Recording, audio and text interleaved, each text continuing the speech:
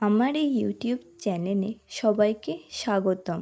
আজকের এই ভিডিওতে আমরা আগস্ট মাসের 15 তারিখ অর্থাৎ স্বাধীনতা দিবসের দিন এস নামের মানুষদের জীবনে কী কী ঘটতে চলেছে, কী কী বিষয় রয়েছে তাদের রাশিচক্রে, এর মধ্যে 3টি মূল বিষয় নিয়ে আলোচনা করব।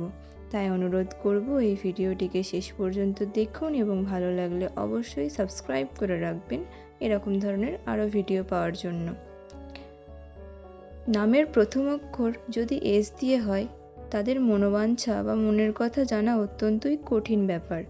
ভাগ্যে চলতে থাকে এদের বিভিন্ন রকমের ঘাত প্রতিঘাত। সামনের মানুষকে এরা বোঝার চেষ্টা করে, কিন্তু এদেরকে বোঝার মতো মানুষের সংখ্যা খুবই কম।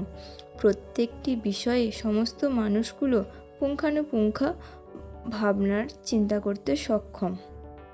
নামের প্রথম লেটার যদি এস দিয়ে শুরু হয় সেই সমস্ত ব্যক্তিদের আত্মসম্মান বোধ প্রবল, অর্থাৎ এদের খুব তাড়াতাড়ি যে কোনো ধরনের কথা গায়ে লেগে যাওয়ার প্রবণতা বেশি।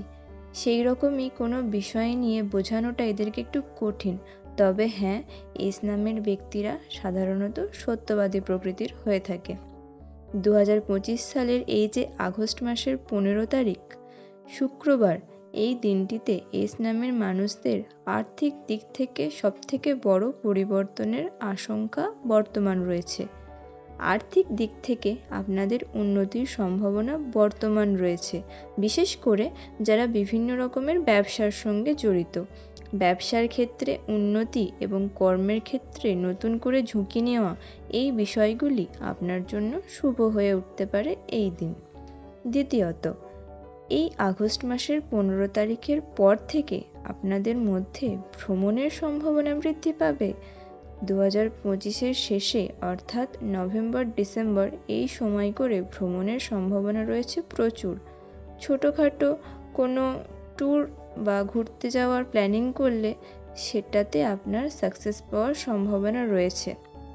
তৃতীয়ত, প্রেমের ক্ষেত্রে যদি আবেগ বৃদ্ধি পায় তাহলে কিন্তু প্রেমে জটিলতা বাড়বে।